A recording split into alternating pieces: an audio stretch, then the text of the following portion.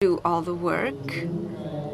Gianluca and Massimo decided not to have a detailed presentation of their studies. They were going to present a summary to us, and Volker will summarize also the work on corporate cases and interviews, and then he will talk to us about the final research on the questionnaires that the majority of you filled in, and then he will draw the conclusions. We have 45 minutes. We didn't write explicitly that every time there's going to be a debate after the presentations, but if there are any questions or comments, they will be welcome. We have microphones. We can pass them around in the room. So I would like to begin by giving the floor to Gianluca, then to Massimo, and then Volker, who is our scientific part, who will draw the conclusions of the work done. Good morning, good afternoon. My name is Gianluca Iacoangeli. Perhaps you have read my many emails. I have stressed you out via email with all the information concerning this conference. At this stage of our proceedings, as Gabriele was saying, I am called to express our considerations and the outputs the results and our impressions obtained through the study of 9 case studies of multinational companies we focused on. I should say at the outset that when the MuMMIA project was conceived by Philcams, in general, we based ourselves on practical experiences accumulated through our own category. When we thought that this could be a good idea to draw your attention to you and your groups to support us, we already had developed the topic. The elements that are needed to prove some factors, the richer they are, the better it is. So we decided to introduce this research on the case studies to have a confirmation of our impressions. Actually, what we noticed with the support of the project partners throughout the workshop we held throughout Europe, that of course are part of the MuMMIA project, were elements that confirmed what we had in mind at the beginning of the project. We focused on 9 multinational companies that are, and I read, Bosch, Carlson Wagon Leeds, Compass Group, Cremonini, Decathlon, HP, IKEA, Perkin-Elmer, and Puma. These are heterogeneous companies. They have different sectors they belong to. As Gabriele was saying in his presentation, these are companies that see the co-participation of many European trade union federations. At the European level, there are many federations that are interested in representing these companies and interacting with these companies. In the individual countries where these companies work, there is a presence of more than one federation that managed industrial relations with these companies. So it's a very complicated matter. As I was saying, the concepts at the basis of the MuMMIA project were looked for through this type of research, associated then to interviews, to privileged witnesses, and the research done by Volker. And all this we had some key phrases that we received with which we can try and make you understand the situation that we tried to represent through the results of the project. The delegates and the people whom we interviewed that belonged to these companies or other companies during the project's workshops highlighted very clear and tangible topics. With reference to the training of new AWCs, there is a timeline problems. the first complaint, so to speak, is related to the timelines. Another concept is the difficulty to have a trade union coordination. EWC's delegates and the federations as well admit that there's a problem that has emerged during the pilot committee, the steering committee of the project. So when there is an organizational need to proceed towards the setting up of an EWC, there is a network problem. So we cannot speak in the best possible matter. There is a lack of knowledge on the part of the various interlocutors, and this concerns the trade union federations, and this entails a new approach. These difficulties depend on many other factors, such as cultural difficulties, differences in the approach to trade union topics. There was another important concept that was highlighted, and namely the scarce preparation by the group that is selected, because the group is not able to understand the information coming from the company, that even though they keep their promises in terms of the European directive compliance, sometimes a committee that is formed doesn't have the technical and cultural tools, informational tools, to understand what type of information they're receiving. So once you don't understand the starting message, it's difficult to make it operational and to work on it. There is a problem that has been partially tackled by Directive 38 of 2009, so the setting up of EWCs, which is a problem connected with the relationship with the experts that the directive envisage for supporting the EWCs itself. This difficulty is often highlighted, namely that despite there is the possibility of this of contacting these experts, there are barriers to communications that don't make life any easier to the expert himself and the EWC representatives, because the role of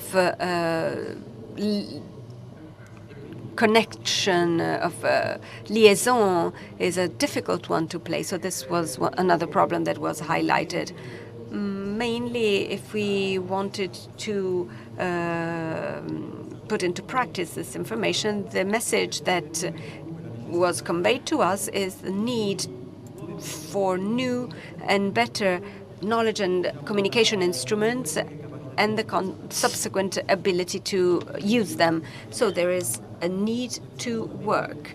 If, for example, about the 9 companies I mentioned, if we think about Carlson Wagon Lee, we have Serafin, a partner, that out of his experience, when he mentioned the experience with his experience within the EWC of this company, he highlighted that in order to reach, to get an answer, in his case, it took him 1 year to get one, to reach his goal. So this makes you understand that despite the goodwill, the tools at the moment may be ineffective. And when I was saying at the beginning that there is a problem of timing, a timeline problem, I was referring to this type of experience as well. I stop here. I don't want to steal any time to Massimo or Volker, and he's going to present his scientific research. So I give the floor to Massimo, so he can come here or he can stay there. Thank you. Thank you all. Thank you, Luca. Can you hear me? Yes. Well, I am speaking much more slowly than Gianluca and Gabriele. I will. It will take me a little more to speak, but for the sake of the interpreters, I will speak slower. My name is Massimo Menzi, and I dealt, among other things, with this tool that was a questionnaire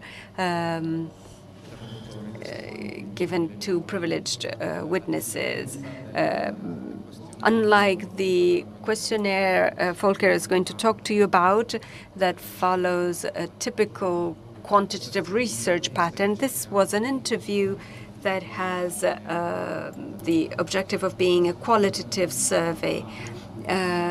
It was an open question interview that was administered to different people who had something to do with the world of industrial relations and with the trade unions. Those who were national trade union leaders or engaged in European and international federations, and those who had played the role of expert of academia. And this was a heterogeneous public, but there was a convergence towards the same common thread, towards one or more common elements within common topics. The value added was incredibly high. As you can understand, everybody started from different observation points, but everybody shared the same arena of problems and proposals for solutions. The questionnaire consisted of 8 questions. The first one was a biographical question with reference to the various subjects that were touched upon. And then there was a question about the approach with the world of multinational companies, and specifically the most significant experiences with particular reference to the multi-sector activity of which MuMMIA has dealt with. And there was a viewpoint that emerged that was preponderant. The owners, the management, the enterprise, when they negotiate and when they bargain with the trade unions, they're there and they are one. We are many. We're nice, we're beautiful, but we're different. And this is a weakness. So, if you allow me to label this, there is the syndrome from trade union nationalism, whereas it should be dealt with within a European framework. The question about the critical element, the critical issues in this framework, among this, the information asymmetries between the management and trade unions, the low trade unionism, the lack of information structures, lack of motivation on the part of the workers, the lack of experts, or the scarce involvement by the European or global trade unions. All the witnesses shared this long list, and in the main hits was the language barrier, not with reference to the relations within the negotiations, but rather like the element that enables you to keep in touch with your colleagues besides the bargaining within the trade unions. The outside witness, namely Gesualdi, that greeted us earlier, highlights something that can be shared more or less, namely to the trade union noticing that there is a lack of awareness. So society is changing very quickly. You, within the trade union, are like a mummy, like the mummy in the logo. You are moving very slow, and you should put in place some alliances, not only within the trade union world, but go beyond that and move towards those who use the label of civil society. So you have to create new alliances besides just the trade union perimeter. Next questions: what are the elements for success? Are there any good practices? There was almost univocal, homogeneous answer. The good practices are there. There are few, but there actually are good practices. Is it possible to generalize them? the answer is not clear. These good practices are possible with all the factors that Gabriele was talking to you about and that Gianluca mentioned too. If there is a pre-existing trade unionism and already some tested forms of transnational trade union coordination, these come true. These are the preconditions that make it emerge. Next question. With reference to these experiences, were there some infirmities or critical issues with reference to bargaining? And here there's an interesting reflection that comes up. And we talked about it at the steering committee level, which is two different views of EWCs. One vision that takes it back to the rationale of the directive, so a body for consultation and information. And then there is a second one emerging, namely a bargaining player, which is not necessarily considered strict sensu. Bargaining can be expanded to fields that are, so to speak, soft ones, namely training. Training that is not just carried out for the need to train from a language viewpoint the members of the EWC, but a transnational type of training. So not only coming from one country to the benefit of others, but practiced and planned in common, and training as an identity element to build one's own identity, the EWC's own identity. Here too, communication is important, which is a key element in processes, and the request to share or to define guidelines. Information should be transparent and immediate, which is the most effective one because it takes out, so to speak, to the owners the manipulation of facts. So if there are some guidelines to comply with, everything's much simpler. Another question, the national and international trade union coordination, what role should they play? Are they important? There is a univocal answer, of course they are. And we can go back to the key words. The key words are always been our trade union alliance network, and the adjectives are intercategory, internationalization, Europeanization. If we want to use a slogan, the slogan was the European dimension to make our relationship network European. The next question was concerning the importance of training and vocational training. The unanimous response was yes, but let's take into consideration training within another viewpoint. So training as the building of an identity element, which gives a strong definition of EWCs, which is transnational, thinking transnationally. The last question was devoted to the European trade union culture. There are various textbooks that talk about compared industrial relations in our world, and this term European trade union culture is recurrent. Is there such a thing, or isn't there? And Gabriele was talking about it in his introduction. The European trade union culture is a goal to be achieved, and as it's a goal that hasn't been achieved yet, it's an aspiration, it's something tangible, but there's always something before. There's always a national context that prevails, and international policies are a half step backwards.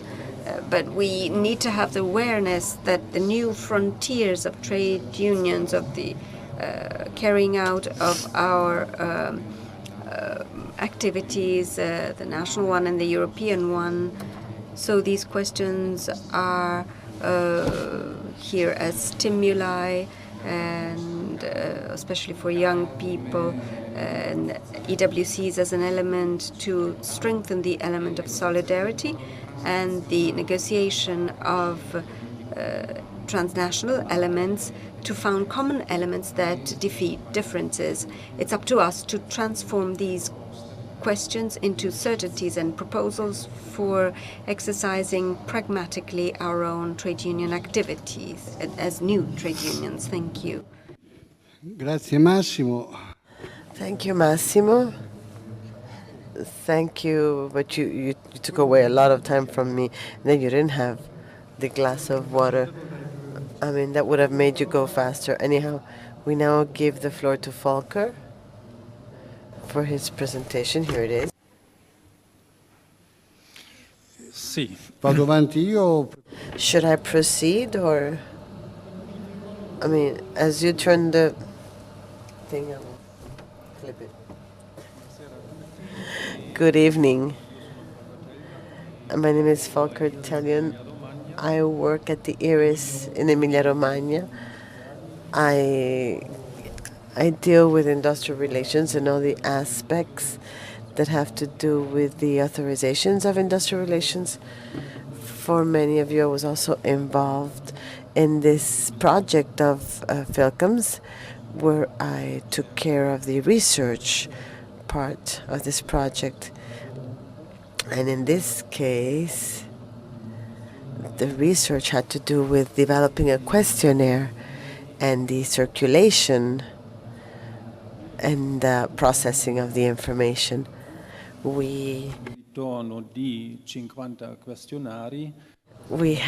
received back about 50 questionnaires, which were filled out during these 5 workshops that were carried out within this project. So, in average, I would say a response of 10 questionnaires per workshop. It is not a very large number, obviously, but in light of the topic, it is an important return from a qualitative standpoint. It was not even the objective of this research, keeping in mind that we diffused this questionnaire, we distributed this questionnaire only to delegates working in groups characterized by multisectoral activities. So in many possible cases, the number was reduced. Now, with regard to these questionnaires, we tried to analyze the problems and obstacles connected to multisectoral aspect, both with respect to the constitution of EWCs, so as far with regard to the possibility of constituting a special negotiation body, or the optional phase of a EWC.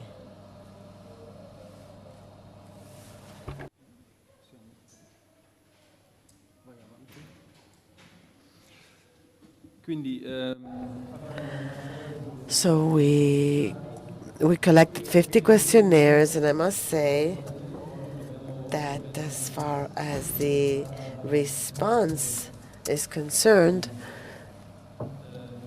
we have to also assess the type of multinationals that were involved.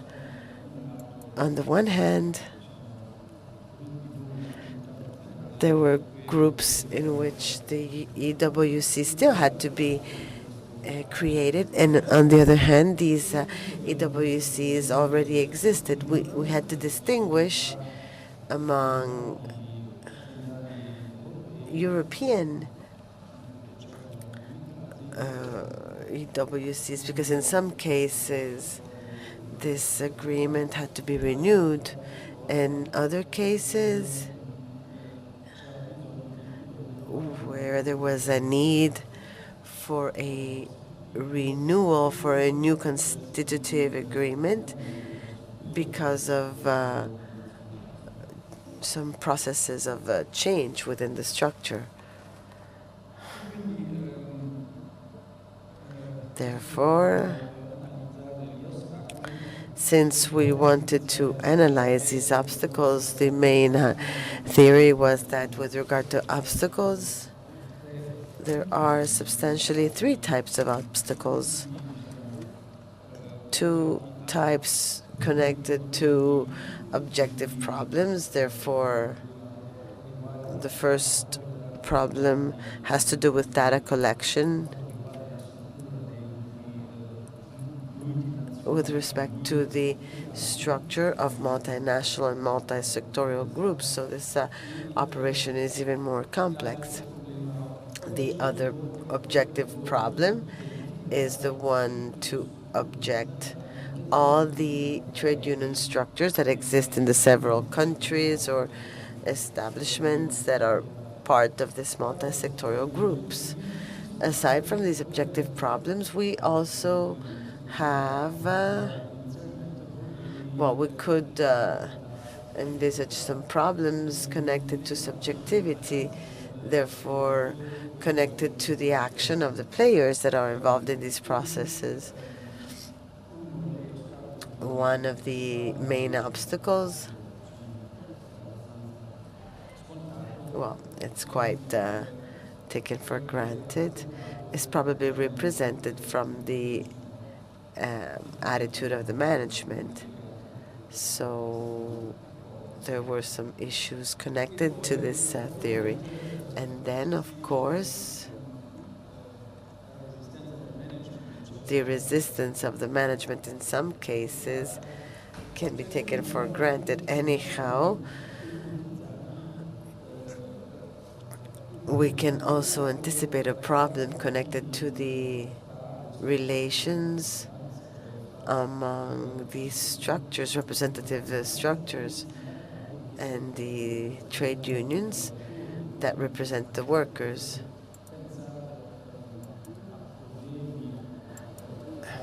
Here we have to think of issues among the different category trade unions. Since we're talking about multisectorialism, we could think of problems related to among different trade unions belonging to different confederations.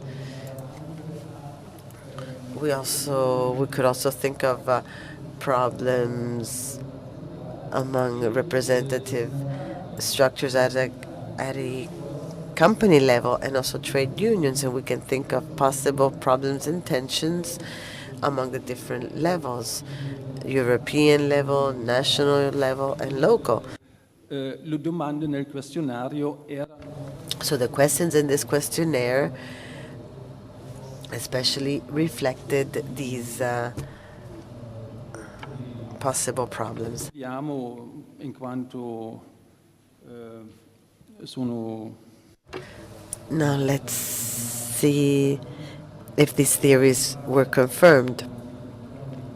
With respect to the response, the return of the questionnaires, as I said, we collected them during the 5 workshops in the 5 countries, in Belgium, France, Turkey, and Spain, and Italy. As you can see, half of these questionnaires come from Italy, and the other half is distributed over the 4 countries. With respect to the function of those who filled out these questionnaires, we see that most of them are a part of the representative structures of the company. Now, with respect to the other 3 types of respondents, these are members of special delegations, special negotiation bodies, members of EWCs, and trade union members. The last 3 types represent approximately 1/3 of the respondents. So 1/3 with some experience at a European level. We must also say that there were 13 representatives who were previously a part of coordinating structures at a national level.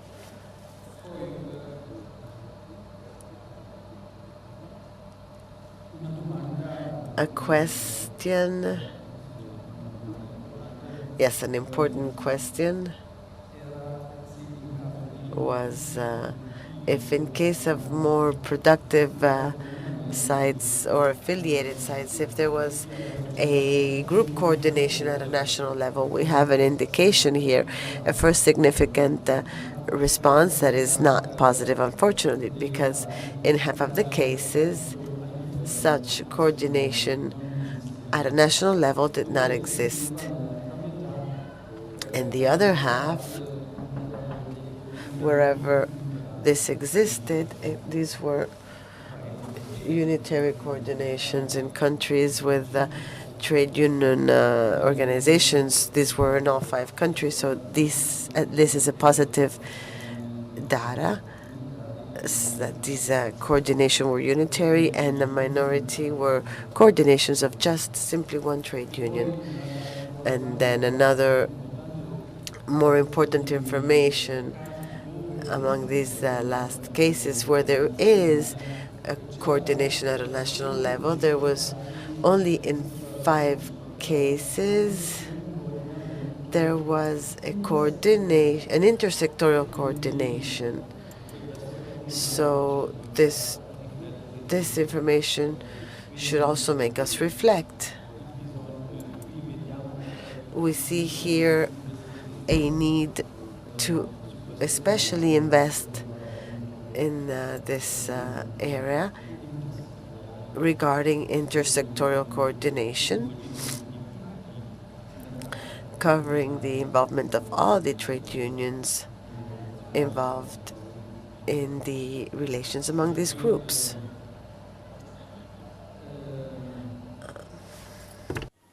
Un'altra domanda riguardava proprio, diciamo, Another question had to do with the possible existence of national alliances among the representatives, the workers' representatives, and the central management, which could pose obstacles or serve as obstacles in during the possible setup of an EWC, because as you all know,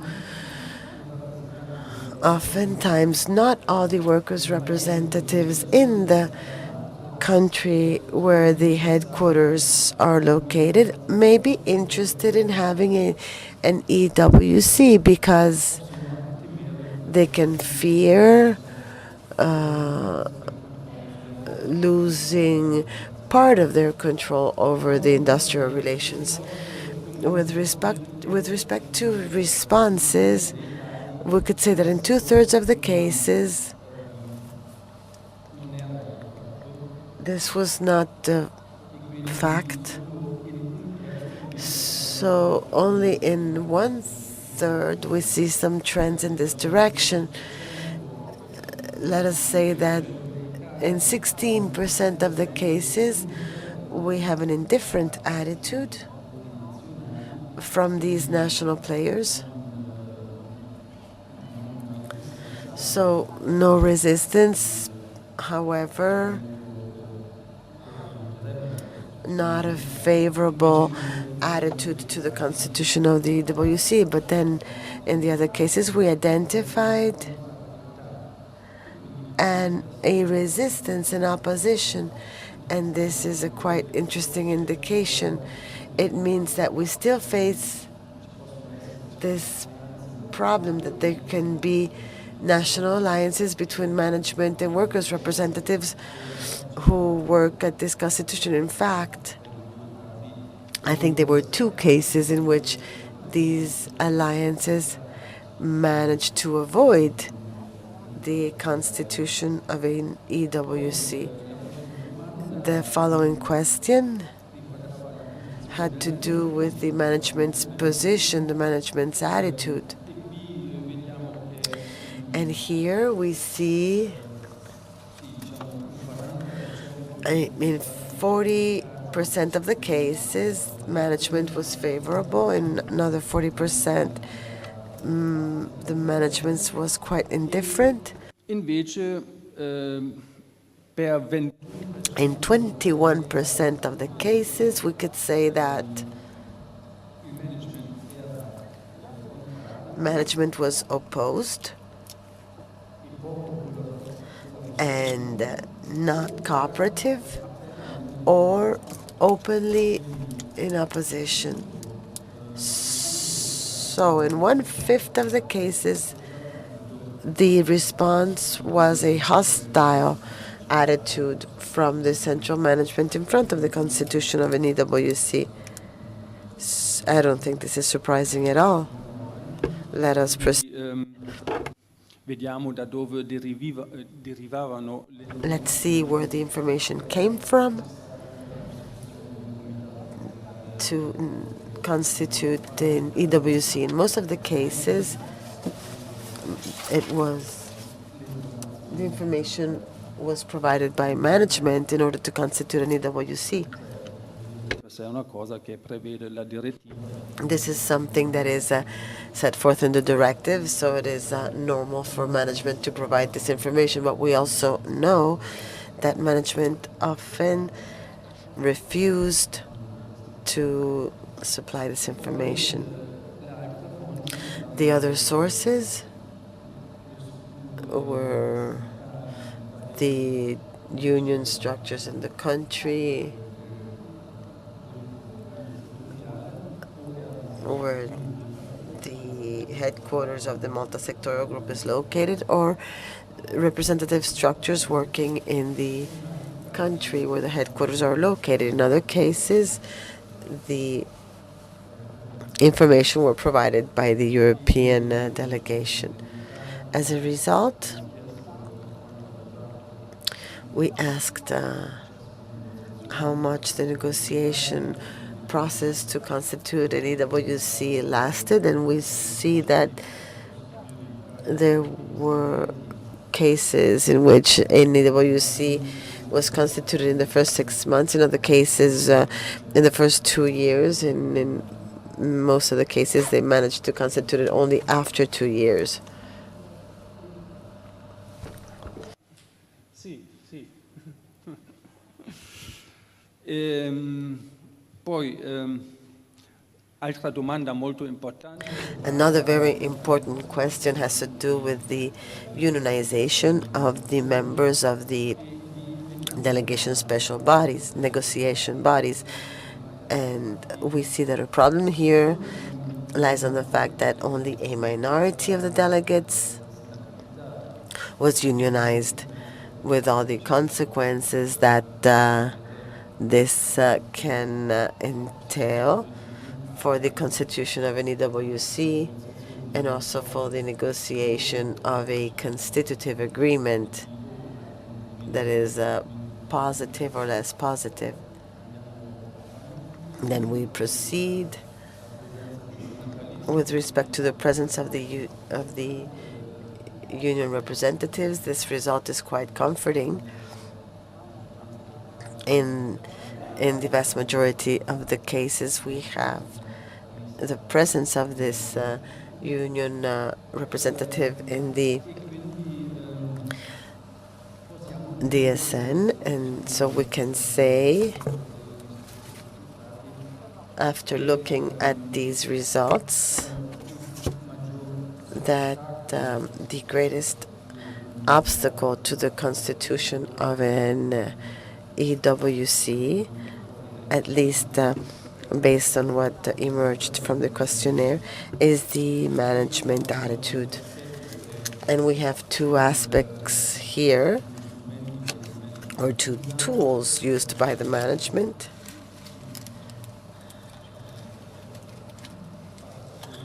to create an opposition.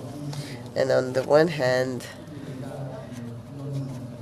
we have the non-unionized delegates, especially in countries with a weak unionization, and they take advantage of this fact and sending their own representatives to the special delegations, special negotiation body, but there are some cases in which there's an open pressure on certain unions. We're talking about the 5 unionized countries, and it is clear that management can also find more adequate or less adequate unions. So there were cases in which the management attempted to avoid the participation of some representatives who belonged to specific unions. Then, as I was saying at the beginning, we also had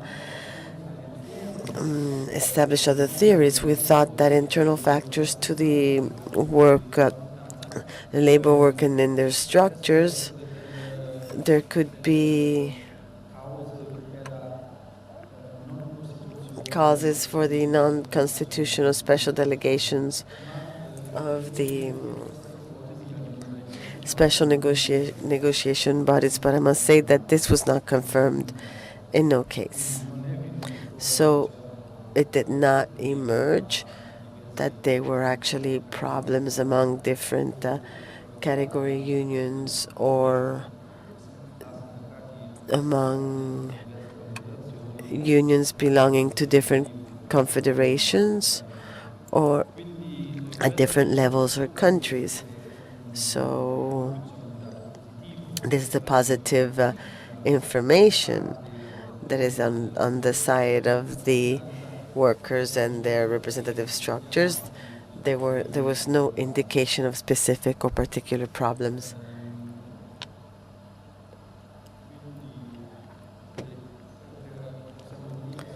We can summarize that the true obstacle is represented by the management's attitude, and on the other hand, the complexity of the facility, of the structure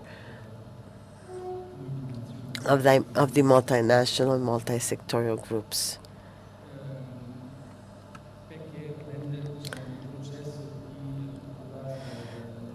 Why is it necessary to, which makes the process of getting necessary information even more difficult?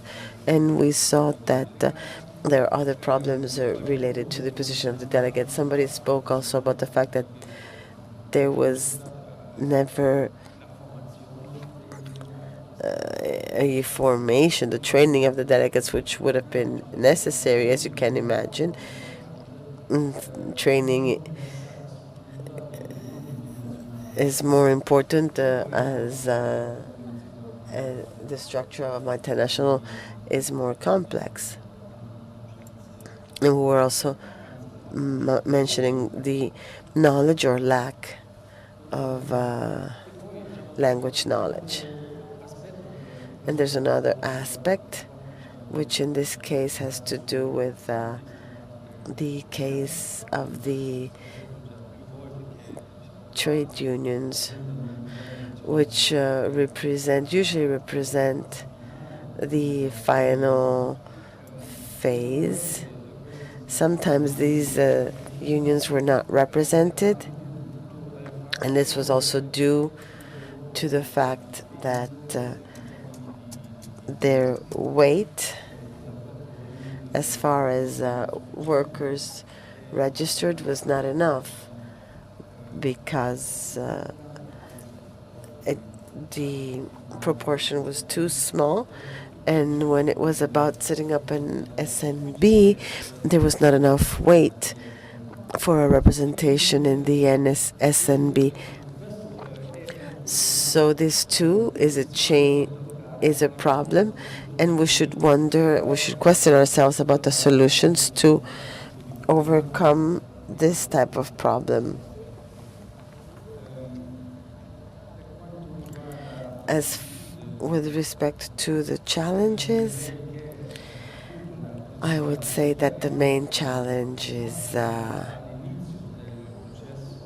the beginning of the process of constitution of an EWC to do an accurate assessment of the establishments, of the facilities, and of the union structures that are present at these facilities.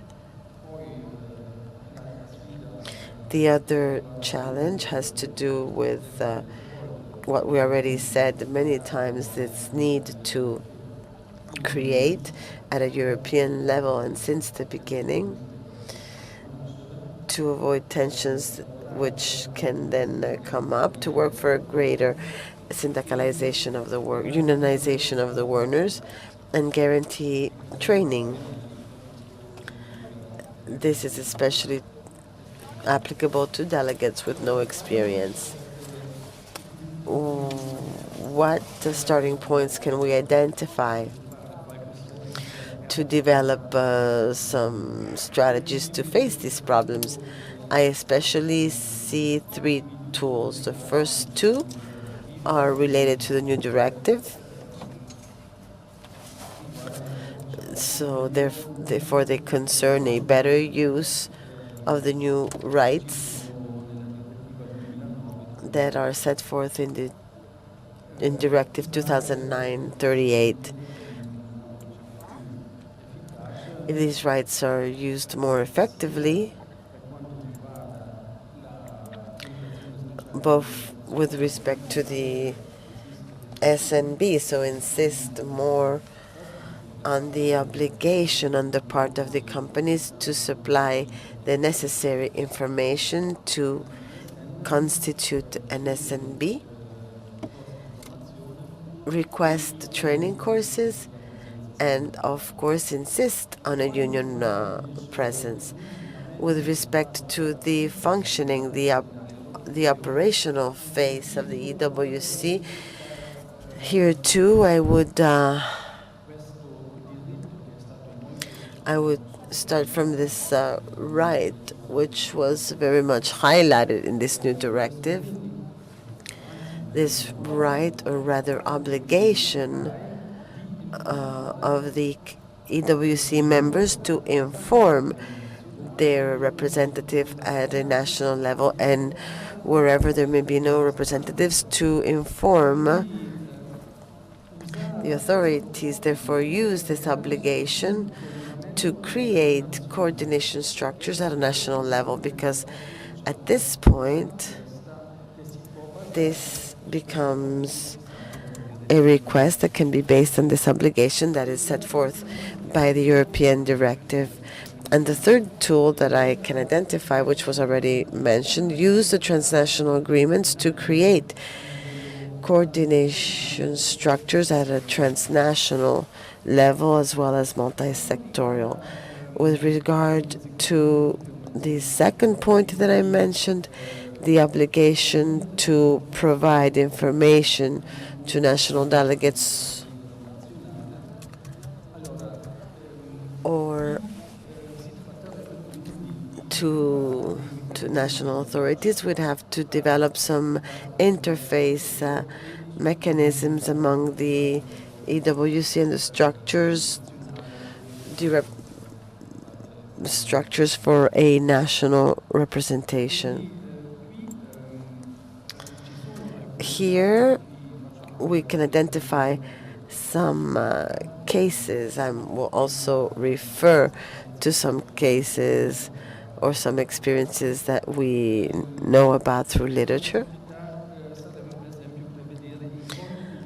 A possibility would be to foresee some meetings of some members or many members of the EWCs of the country with all the company delegates in their country.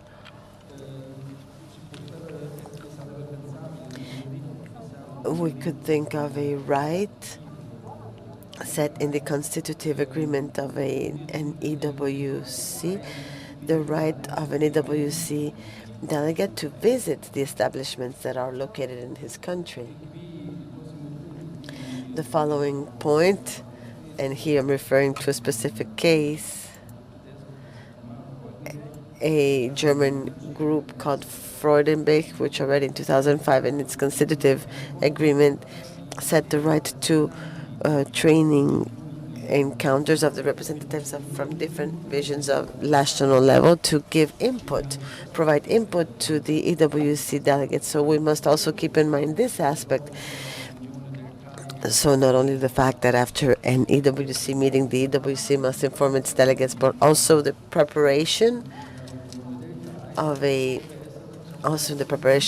EWC meeting, there must be a possibility for national delegates to provide an input to their EWC members. And this right was anticipated for the different divisions. So here too, we are at the level of intersectoriality.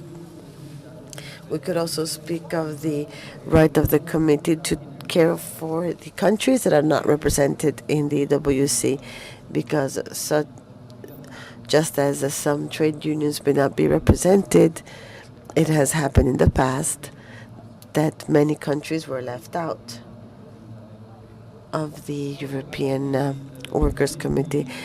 Other interface mechanisms,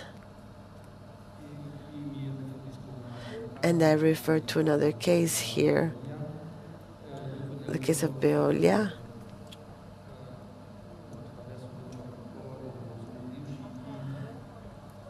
which through their agreements managed to introduce the possibility to constitute organizations of intersectoral organization at a national level. And this, we also have this experience in the case of Bosch.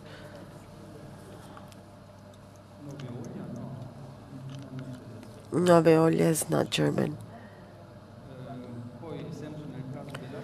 Always in the case of Bosch, we also have the possibility of constituting working groups.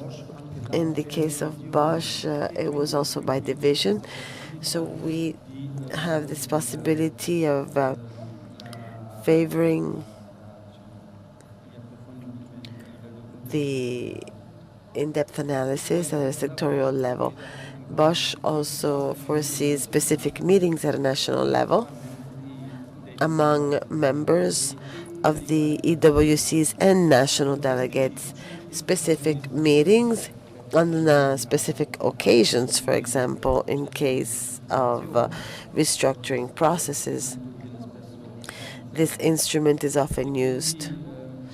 Therefore, there are different possibilities to create some coordination, national coordination structures, which can then compensate, although partially, a lack of presence in the EWC, as it occurred specifically in the case of Bosch. There's no representative of the commerce unions. So when it has to be like a second best solution, so to speak, when you cannot be representative at a level of EWC, at least we must create effective structures at a national level to compensate for this lack. And therefore, I get to another tool on which we could work, that is the model agreements that are used by the European federations, because usually these agreements do not yet refer to specific problems of multisectorialism. So it could be an idea to keep in mind the problems that are connected in multisectorialism, even in the model agreements. Therefore, focus it on the mechanisms and the structure of representation at a national level. And here we have the two possibilities, or the two tools that we saw that can be applied in some cases. We can also add the right to an intersectorial coordination, which may be unitary at the national level, or a right to create working groups that are extended to national representatives. Okay. I was talking earlier about three tools. The third tool is represented by the transnational agreements. And here too, this is an instrument through which it may be possible to develop further possibilities to exchange at an intersectorial level, because the same negotiation of a global agreement presupposes a coordination, whether at the European or national level. Because usually when you negotiate, you need a mandate. So the European federations have developed some models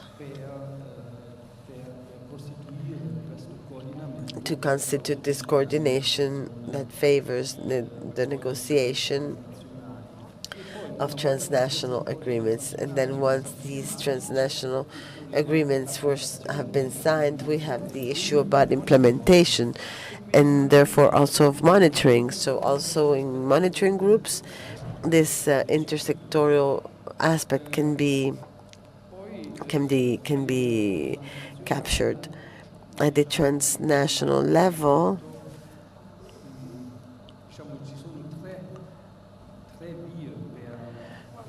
there are three ways to get to a transnational coordination. The first one is the transnational agreements. In other cases, the extension of a positive experience regarding industrial relations that are constructive and that exist at a national level, and an extension at the European level, as the one we have, for example, in the Danone case, or in France, the case of Volkswagen, where some world committees were also constituted, or also in the case of Bosch,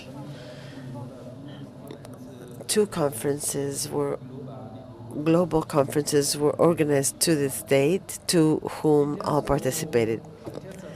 The third way to get to a transnational coordination is represented by the conflicts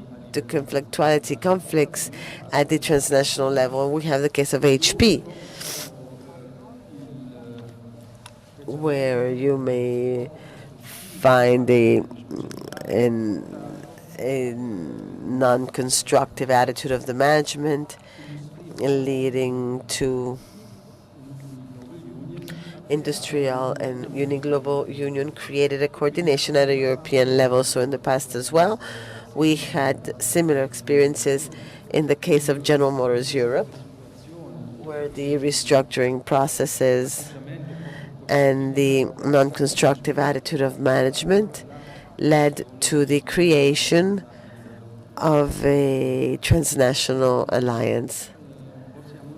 We can also say that,